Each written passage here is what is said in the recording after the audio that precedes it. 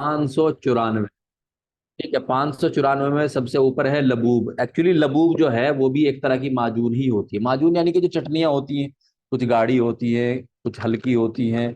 ठीक है, कुछ के अंदर त्रिफल डलता है, कुछ के अंदर आंवला डलता है, तो इस वजह से फिर उनके अलग अलग नाम हो जाते हैं। जैसे कि जवारिश का जो सफूफ यानी कि पाउडर होता है वो दरदरा होता है, अनूस दारू में आंवला डलता है, त्रिफल में त्रिफला डलता है। लबूब, अब हम पढ़ रहे हैं लबूब, ये भी एक तरह की माजून है। तो इसको पढ़ते हैं ये किस तरह का, ये लबूब एक तरह की माजून होती है। देखिए, लबूब के माने होते हैं मगजियात।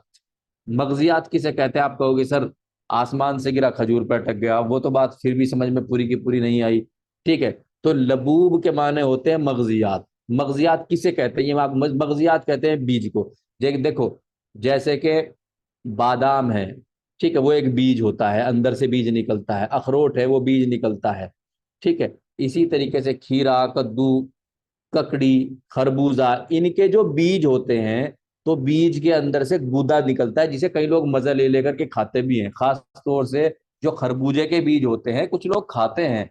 तो ये जो बीज होते हैं इन ये बहुत ही ज्यादा पोषण होता है, इनके अंदर विटामिन होते हैं, मिनरल्स होते हैं। ठीक है, और प्रोटीन वगैरह इनके अंदर काफी काफी मात्रा में होता है, तो इसलिए ये जो है बहुत ताकतवर होते हैं।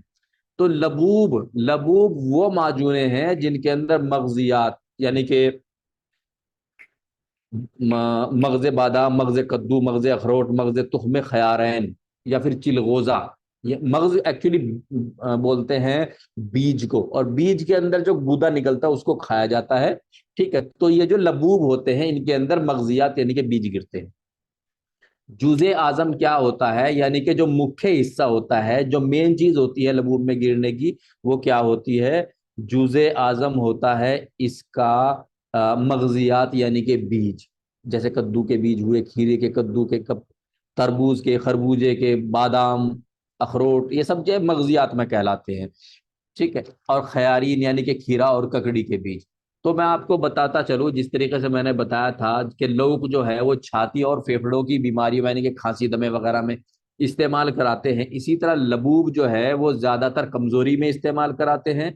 जब कोई कमजोर हो गया हो, नहीं हो गया हो, और जब किसी की सेक्सुअल पावर कमजोर हो गई हो, तो उसमें इस्तेमाल कराते हैं, क्योंकि इसके अंदर सारे मग्ज होते हैं। और मग्ज जो है वो बहुत ही ताकतवर, बादाम वगैरह जो है ये बहुत ताकतवर चीजें होती हैं। तो फिर ये जो है, जो सेक्सुअल पावर अगर कमजोर हो जाती है उसमें इस्तेमाल कराते हैं। और अगर जनरल वीकनेस है, वैसी भी कमजोरी है, सेक्सुअल पावर मतलब है, तो उसमें भी चलता है। अगर जनरल वीकनेस है उसमें भी लबूब का इस्तेमाल कराते हैं, तो इसको ये ध्यान रखना है जी। मुरब्बा, देखिए मुरब्बा क्या होता है? एक्चुअली मुरब्बा है एक तरीके से, मुरब्बा के माने होते हैं पालन। जैसे रब है ना, रब, रब किसको कहते हैं? ईश्वर को, अल्लाह को रब कहते हैं। क्यों कहते हैं उसे रब? रब इसलिए कहते हैं क्योंकि वो सबको पालता है। ठीक है, तो रब से ही बना है मुरब्बा, यानी कि पालने वाला। एक्चुअली इसे मुरब्बा क्यों कहते हैं? देखिए बात ऐसी है, जब फ्रिज और इस तरह की दूसरी चीजें, स्टोर रूम वगैरह नहीं चले थे, तो जो बड़े लोग थे, जो नवाब और बादशाह और राजा महाराजे हुआ करते थे, उन लोगों को जो है बे टाइम भी जो है किसी फल की ख्वाहिश हो जाती थी। ठीक है, मान लीजिए सर्दियों में कहने लग जाए जी मुझे तरबूज खाने का मन कर रहा है, तो मतलब एक मैंने एक एग्जाम्पल दिया, तरबूज को वैसे जो है उस टाइम कोई ऐसी टेक्निक नहीं थी कि तरबूज को खा ले। ठीक है, लेकिन सेब को बेमौसम तरीके से खा सकते थे, नाशपाती को बेमौसम तरीके से खा सकते थे, आंवले को बेमौसम तरीके से खा सकते थे। ठीक है, यानी कि जब वो उस फसल का मौसम भी नहीं होता था, वो मांग लेते थे कि भाई मुझे तो उस फल को मन कर रहा है। तो जो अतिब्बा और उस वक्त के फलसफी और उस वक्त के साइंटिस्ट थे, जो देसी साइंटिस्ट थे एक तरीके से आप ऐसे समझ लीजिए, जो यूनानी साइंटिस्ट थे, उन्होंने क्या किया? उन्होंने मुरब्बा बनाना शुरू कर दिया। मुरब्बा आंवले का, मुरब्बा सेब का, मुरब्बा बही का, मुरब्बा जो है आपके नाशपाती का, मुरब्बा जो है वो आंवले का, इन सब चीजों के, और मुरब्बा बेल का, इन सब चीजों के मुरब्बे बना लिए। और बादशाह सलामत को या जिस भी बड़े हुक्काम को, बड़े अफसर को जब कभी ख्वाहिश हुई खाने की, तो उसको पेश कर दिया, लो जी खा लीजिए। ठीक है, क्योंकि उस टाइम पे फ्रिज और स्टोर रूम नहीं थे बड़े बड़े। उस टाइम जो था, किसी भी फल को ज्यादा दिन अगर रोकना होता था, किसी पके हुए फल को, तो मुरब्बा बनाकर ही रोकते थे। लेकिन जितने भी फल हैं तकरीबन सबका जो मुरब्बा बनाते हैं वो पक्के हुए फल का बनाते हैं, लेकिन आम एक ऐसा फल है जिसका कच्चे का मुरब्बा बनाते हैं। ठीक है, क्योंकि आम का जो मुरब्बा होता है एक्चुअली वो एक तरह की सब्जी होती है, जिस तरह रोटी लगा के खाते हैं ना, सब्जी से रोटी लगा इस तरह की बनती है एक्चुअली वो आम की जो है, उसको मतलब उसके अंदर शक्कर वक्कर डाल के चीनी बीनी बढ़िया टेस्टी बना लेते हैं, खाने में अच्छी लगती है। ठीक है, लेकिन जो दूसरे फलों के मुरब्बे होते हैं उनको पक्के फलों के बनते हैं, जैसे सेब का हुआ, आंवले का हुआ, आपका बही का हुआ, नाशपाती का हुआ, इन सब चीजों। ठीक है, तो मुरब्बा बनाने का जो मकसद हुआ करता था वो प्रिजर्व करना, यानी कि खराब ना हो कोई फल, इसलिए मुरब्बा बनता था। ठीक है, अब मैं इसको पढ़ के मुरब्बा के मायने पालने वाला, परवरदा, इसको ध्यान रखना है, पालने वाला और परवरदा को दोनों को ध्यान रखना है। अगर एग्जाम में आ गया तो भूल मत जाना और इधर उधर तुक्के मत लगाना।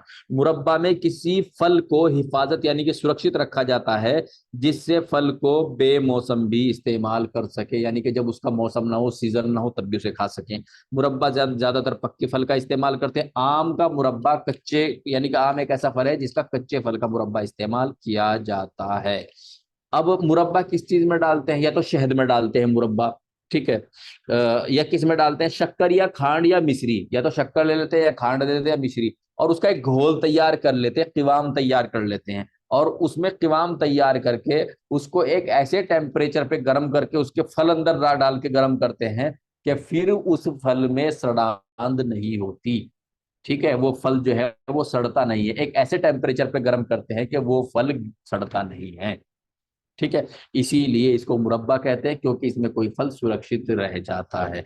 जी, अब आगे चलते हैं। गुलकंद, गुलकंद क्या चीज है, देखिए आप जो है पेज नंबर 594 पे नोट्स में देखिए, गुलकंद बराबर गुल प्लस कंद।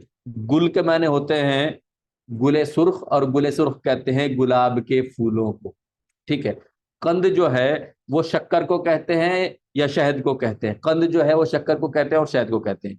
ठीक है, अब शक्कर की जो है वो शीरनी इस्तेमाल होगी, यानी कि शक्कर को पानी में करके शीरनी, चाशनी सी तैयार कर लेंगे, क़िवाम तैयार कर लेंगे।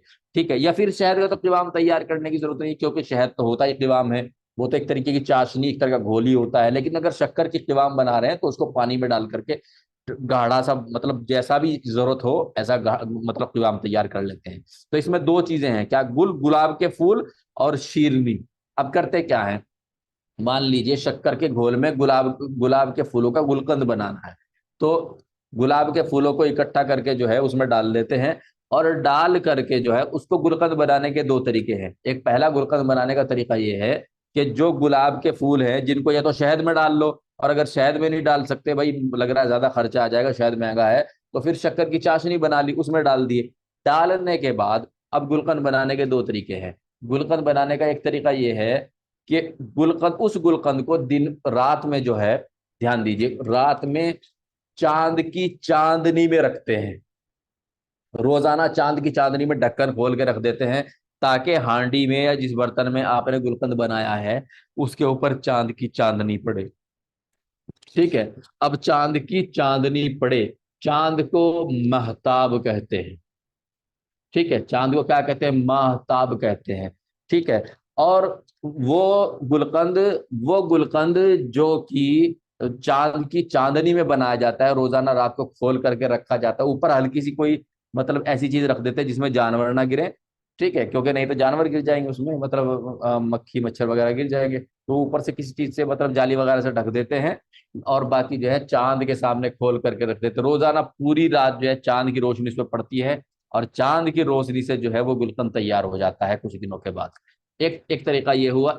ऐसा गुलकंद जिसको चांद की रोशनी में, चांद की चांदनी में तैयार करते हैं, उसको गुलकंद महताबी कहते हैं। महताब जो है वो चांद को कहते हैं। ठीक है, और कई कई बार जो है गुलकंद को ऐसे तैयार करते हैं कि गुलकंद को, जो गुलकंद यानी कि गुलाब के फूलों को शक्कर में डाल दिया, शक्कर के घोल में डाल दिया या शहद में डाल दिया, उसके बाद उसको रोजाना धूप में रखते हैं, रात को उठा के ढक करके घर में रख लेते हैं, और जैसे ही सूरज निकला सूरज में रखते हैं, तो सूरज को जो है वो आफताब कहते हैं। तो वो गुलकंद जो कि सूरज की रोशनी में तैयार किया जाता है, रोजाना सूरज की रोशनी में रखा जाता है, उसके अंदर उसको गुलकंद आफताबी कहते हैं, और वो गुलकंद जो चांद की चांदनी में तैयार किया जाता है उसको गुलकंद महताबी कहते हैं। महताब के माने चांद है, आफताब के माने जो है सूरज है, यानी कि वो गुलकंद जो सूरज की रोशनी में तैयार किया जाता है उसको गुलकंद आफताबी कहते हैं, और वो गुलकंद जो चांद की चांदनी में तैयार किया जाता है उसको गुलकंद गुलकंद महताबी कहते हैं। अब थोड़ा सा गौर करिए, गुलकंद महताबी यानी कि चांद की चांदनी में तैयार किया हुआ जो गुलकंद होता है, चूंकि चांद के अंदर जो है ठंडक होती है, और चांद के अंदर जो है सुकून होता है। तो वो गुलकंद जो चांद की चांदनी में यानी कि महताबी गुलकंद महताबी होता है, वो दिल को सुकून देता है। क्यों? क्योंकि वो चांद की चांदनी में तैयार हो रहा है। और वो गुलकंद जो कि सूरज की रोशनी में तैयार किया जाए, क्योंकि सूरज का मिजाज जो है वो गर्म खुश्क है, तो उससे जो है एक तरीके से उसका मिजाज गर्म होता है। थोड़ा सा उसके अंदर मतलब मिजाज उसका उसका एक्चुअली उसके अंदर हरारत यानी कि गर्मी आ जाती है, जो सूरज की रोशनी में यानी कि गुलकंद आफ्ताबी जो होता है। और गुलकंद महताबी जो होता है उसके अंदर चूंकि चांद की चांदनी जो है उसके अंदर सुकून होता है, तो गुलकंद महताबी का जो मिजाज होता है वो ठंडा होता है और मन को अच्छा लगने वाला होता है। शीरनी या किवाम इस्तेमाल होता है। इस शीरनी में गुलाब के फूल डाल दो। वो गुलकंद जिसको चांद की चांदनी में रखते हैं उसको गुलकंद महताबी कहते हैं। वो गुलकंद जिसको सूरज की रोशनी में बनाते हैं, सूरज की रोशनी में डेली खोल खोल के रखते हैं, उसको गुलकंद आफ्ताबी कहते हैं। जी, अब आगे पढ़ते हैं हलवा। हलवा तो आप सभी लोगों ने बहुत खाया होगा, लेकिन जो यूनानी हलवा है, जो डॉक्टर यूनानी तबीबी यानी कि डॉक्टरी लाइन का हलवा है, उसको कैसे तैयार करते हैं? उसमें चार चीजें डलती है। नंबर एक जो है, सबसे पहले घी और दूध। घी और दूध, तीसरी चीज हो गई शक्कर। ठीक है, पहली दो चीजें क्या होगी? घी और दूध। तीसरी चीज क्या होगी? शक्कर। और चौथी चीज है मगजियात। मगज यानी कि बादाम, अखरोट, चिलगोजा, कद्दू के बीज, खीरे के बीज, ककड़ी के बीज, तरबूज के बीज, खरबूजे के बीज। इन सब के बीज का जो गूदा होता है उसको थोड़ा सा जो है निकाल करके हल्का सा हवन दस्ते में कूट करके फिर उसमें मिला देते हैं, और फिर बहुत शानदार लगता है। क्या क्या? घी, दूध, शक्कर, मगजियात। मगज मैंने बता दिया आपको, जैसे बादाम हुआ, चिलगोजा हुआ, अखरोट हुआ, और खीरे कद्दू के बीज हुए, ये सब चीजें जो हुई इनको मगजियात बोलते हैं। ये मिला करके जो है उसमें डालते हैं तो फिर वो बहुत शानदार लगता है और वो बहुत ताकतवर होता है। उसको हलवा कहते हैं। मतलब एक हलवा जो सूजी का हम घर में तैयार करते हैं या मूंग की दाल का तैयार करते हैं, वो भी हलवा है। लेकिन जो यूनानी हलवा है उसमें वो कैसे बनता है? घी से, शक्कर से, दूध से और सूखे हुए मेवाजात से यानी कि खुश्क मेवाजात से, बादाम वगैरह डाल करके वो तैयार किया जाता है। इसको नुस्खे को आप याद रखना। घी, शक्कर, दूध, खुश्क मेवाजात। खुश्क मेवाजात में जो जो चीजें आती है मैंने सब नीचे लिख दी। खीरे, ककड़ी, कद्दू के बीज, बादाम बादाम काजू, अखरोट, चिलगोजा वगैरह। ठीक है भाई। जी, अब देखिए एक आगे चीज है हब। हब कहते हैं गोली को। उस गोली को जो बिल्कुल साइज में बिल्कुल गोल होती है, राउंड होती है, उसको बोलते हैं हब। ठीक है, वह गोली जो गोल होती है उसे हब कहते हैं। उदाहरण के तौर पर यानी कि किसी एक गोली का नाम बताओ जो कि गोल हो। हब्बे कबिद नौशादरी बहुत ज्यादा मशहूर है। हमदर्द की आती है और दूसरी कंपनियों की भी आती है, और जिगर के लिए बहुत ज्यादा अच्छा काम करती है, भूख को लगाती है, कब्ज को खत्म करती है। ठीक है जी। और गैस पे अगर किसी के पेट में ठंडक हो, अच्छे से हाजमा ना हो रहा हो, तो हाजमा बहुत अच्छा होता है। ठीक, इससे हब्बे कभी दिनों शादरी से। और हब के माने क्या होते हैं? गोल, गोली। अब इसके बाद है कुर्स। कुर्स जो है वो भी गोली होती है, लेकिन वो बिल्कुल गोल नहीं होती, वो चपटी होती है। यानी कि कुर्स टिकिया को बोलते हैं। कुर्स टिकिया को बोलते हैं और हब जो है वो गोली को बोलते हैं। दोनों जो है वो एक ही तरह की है। ठीक है, उस टिकिया को कहते हैं जो कि चपटी होती है, यानी वो गोली जो चपटी होती है, गोल नहीं होती। जो चपटी होती है उसको कुर्स कहते हैं, जो गोल होती है उसको हब कहते हैं। याद रखना इस चीज को, ये दोनों बहुत ज्यादा इंपॉर्टेंट है। हर हर चीज जो मैं पढ़ा रहा हूँ आपको इंपॉर्टेंट है, बहुत ज्यादा सवाल आएंगे। ठीक है, आप लोग जो है मेहनत करते रहिए, इनके याद करते रहिएगा। जी, अब आगे चीज आती है राबता या रबातात। देखिए, राबता या रबाता, इससे पहले लुबदी है। लुबदी हिंदी भाषा का शब्द है, इसको याद रखना है। लुबदी गूंधे हुए आटे की तरह। एक्चुअली होता क्या है, जिन दवाइयों की गोली बनानी होती है पहले उनको कूट के, पीस के, छान के तैयार कर लेते हैं, उनका आटा सा बना लेते हैं, यानी कि पाउडर बना लेते हैं। उसके बाद क्या करते हैं, उसके अंदर जो है वो जो आटा है उसके अंदर जो है फिर शक्कर की या शहद को डाल करके उसको अच्छे से, शक्कर या शहद का मतलब किवाम, घोल डाल के अच्छे से इसको गूंथ लेते हैं आटे की तरह। अब वो क्या होगा? गूथा हुआ आटे जैसे हो गया, यानी कि उसके अंदर क्या क्या है? एक तो पिसी हुई दवाइयां हैं। ठीक, पिसी हुई दवाइयां हैं, और भाई मान लीजिए उसमें शक्कर का या चीनी का जो है घोल है। तो आटा सा तैयार हो गया। अब उसकी गोलियां बनानी है। गोलियां बनाने के दो तरीके हैं। ठीक है, पहला तरीका ये है कि जितनी साइज की गोली बनानी हो उतनी साइज की उसमें से लुगदी में से लो और हाथ पे रख के ऐसे ऐसे बना लो, जो कि पहला तरीका है। हथेली में बनती थी, एक उंगली से बनाते थे ज्यादातर। ऐसे उठाई पहले दो, ऐसे उठाई, उठा के यहाँ रखी, उसके बाद ऐसे ऐसे किया और अपना गोल गोल ऐसे घुमाए, बिल्कुल राउंड गोली बनती थी। पहले तरीका ये था। अब मशीनें आ गई हैं, और अब तो बहुत ज्यादा क्वांटिटी में बन रही है, मशीनें आ गई बड़ी बड़ी कंपनियों में। क्योंकि अब कौन जो है वो औरतों का कहेगा भाई तुम लोग अपना घुमाओ जाओ, बैठी हुई बनाओ जाओ पूरे दिन में। ठीक है, वो थोड़ी सी बना पाएंगी पूरे दिन में, 2 किलो, 2 किलो, 3 किलो बनाएंगी। मशीन जो है एक बार में 50 किलो, 100 किलो की कहानी निकालेगी। समझ रहे हैं? तो मशीनें अगर बड़े पैमाने पर है तो मशीनें हैं, छोटे पैमाने पर जो अतिब्बा हकीम है वो खुद बना लेते हैं, जो वो अपने पास जो किसी औरत को काम करने के लिए रखते हैं, किसी किसी मजदूर को काम करने के लिए, तो उनसे बनवा लेते हैं, साथ में अपने आप लग जाते हैं उसमें। ठीक है जी। तो लुबदी, लुबदी यानी कि वो जिससे गोली बनती है। अब राबता या राबतात, राबता या राबतात किसे कहते हैं? देखिए, गोली, वो आटा सा गूंथ लिया, लेकिन अगर उसको ऐसे ही जो है मतलब गोली बनाएंगे तो क्या बार, कई बार क्या होता है, गोली बनी और फूट गई, गोली जितना लड्डू फूट जाता है, गोली बनी और फूट गई। तो उसमें कुछ ऐसी चीज मिला लेते हैं राबते में, उसमें मतलब लुबदी का जो आटा सा गूंदा है उसमें कुछ ऐसी चीजें जो चिपकने वाली होती हैं, ताकि वो जो आटा सा है वो चिपक जाए और बार बार जो है मतलब वो छूटे ना, खिले ना, फूटे ना, यानी कि गोली फूटे ना। तो उसमें कुछ ऐसी चीजें मिला लेते हैं जो चिपकने वाली होती है। राबता उन चीजों को कहते हैं जिससे गोलियां, कुर्स व हब, कुर्स चपटी गोली, हब गोल गोली, बांधी जाती है, यानी गोलियों की लुबदी चिपक जाती है और गोलियां बंध जाती है, इससे गोलियों में लेस पैदा हो जाती है, यानी कि जो गोलियों को बांध के रखती है। ठीक है। अब वो लेस किन चीजों से तैयार की जाती है? राबता तैयार होता है असपगोल से। असपगोल जो है, जिसे हिसपगोल की भुस्सी भी कहते हैं, उसके अंदर चिपचिपापन होता है, उससे, बहदाना से, कतीरा से, समग अरबी से, गाउजबान से, नशास्ता से, रोगन बेदंजीर से, मोम से, साबुन से, गुलकंद से, इन सब ठीक है, असलूसूस यानी कि मुलायठी का भी जो है वो राबता तैयार कर लेते हैं, क्योंकि उसके अंदर से मीठा मीठा निकलता है। खत्मी से, जोशानदा, ईलवा से, शहद से, शीरा से, शरबत अंगूर से, शीरा खिश्त से, पानी से, शराब से, साबुन से वगैरह से, ये सब के सब जो है राबते हैं, यानी कि जो लुबदी होती है जिसकी गोलियां बनानी होती है उसके अंदर डाल के। और इसमें जो है साबुन जो है वो बहुत इंपॉर्टेंट है, क्योंकि साबुन के बारे में पूछ लेते हैं कि क्या साबुन वो राबते के तौर से इस्तेमाल होता है? जी हाँ, साबुन राबते के तौर से इस्तेमाल किया जा सकता है। ठीक है, साबुन का मतलब ये कास्टिक वाला साबुन नहीं, साबुन का मतलब देसी साबुन जो पहले होते थे। ठीक है जी जी। अब तहबीब, आगे है तहबीब। तहबीब के माने होता है गोलियां बनाना, गोलियां बांधना, गोलियां बांधना, चाहे वो मशीन में बांधे चाहे बांधे, गोलियां बांधने को तहबीब कहते हैं। गोलियां वजन और साइज में मुख्तलिफ, यानी कि अलग अलग छोटी बड़ी हो सकती हैं। ठीक है। कुछ गोलियां हाथ से बनाई जाती हैं, अब गोलियां बांधने के लिए बड़ी बड़ी मशीनें हैं। ठीक है जी। तौरीक, एक चीज होती है तौरीक, तौरीक कहते हैं कोटिंग को। जैसे गोली बना ली, गोली के ऊपर चांदी के वरक या सोने के वरक चढ़ा देते हैं। ठीक है। तो उसको बोलते हैं तौरीक, तौरीक कहते हैं वरक चढ़ाने को। गोलियों के ऊपर चांदी या सोने का वरक चढ़ाना, आपने देखा होगा जो बर्फी बिकती है, बर्फी के ऊपर चांद चमकीली सी होती है। ठीक है, वो एक्चुअली क्या, वो भाई चांदी के वरक होते हैं। ठीक है।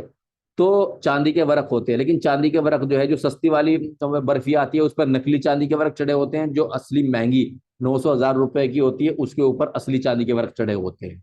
ठीक है जी। तो गोलियों के ऊपर चांदी या सोने के वर्क को चढ़ाना तौरीक कहलाता है। तौरीक क्यों करते हैं? नंबर एक, टेस्ट चेंज करने में। मान लीजिए कोई गोली है और उस गोली में कड़वी दवाइयां हैं, तो अगर उसको खाएंगे, अगर उसको खाएंगे तो वो तो कड़वी लगेगी, कड़वी लगेगी ना। लेकिन अगर उसके अंदर जो है मान लीजिए उसके ऊपर चांदी के वर्क चढ़ा दिए तो फिर तो वो कड़वी नहीं लगेगी। तो इसीलिए, इसलिए क्या करते हैं, मतलब उसके ऊपर चांदी के वर्क चढ़ा लेते हैं ताकि टेस्ट अच्छा लगे, बदमजगी, यानी कि खाने में बुरी ना लगे। एक फायदा तो तौरीक का, यानी कि जो कोटेड है, तो तौरीक का यानी कि चांदी और सोने के वर्क चढ़ाने का ये है। दूसरा क्या है? सुरक्षा। जो गोली है, अगर मान लीजिए बरसात के मौसम में, 3 4 महीने का बरसात का मौसम होता है उसमें रखी हुई है, तो बरसात के मौसम में क्या होता है कि नमी आ जाती है रखी हुई दवाइयों के अंदर। लेकिन अगर उसके ऊपर चांदी या सोने का वर्क चढ़ा देंगे, सोने का तो कौन चढ़ाता है, बहरहाल चांदी का ही चढ़ाते हैं भाई, सोना कौन चढ़ा पाएगा इस महंगाई के दौर में।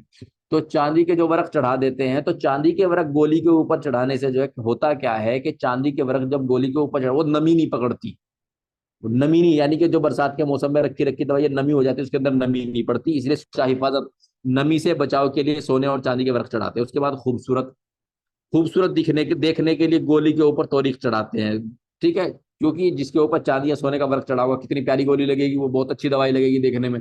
ठीक है, तो इसके ऊपर चढ़ाते हैं। तीसरा क्या, फिर चौथा नंबर क्या है इस मतलब तौरीख के फायदे? दिमागी यानी कि नफ्सियात। दिमागी का मतलब ये होता है, जब आप डॉक्टर लोग किसी मरीज को दोगे, चांदी की चढ़ी हुई गोलियां दोगे, तो उसके जहन पे क्या असर पड़ेगा? वो क्या करे, डॉक्टर साहब ने कितनी शानदार दवाई दी है, चांदी के वर्क चढ़े हुए हैं भाई, ये तो 100% काम करेगी, ये तो 100% काम करेगी।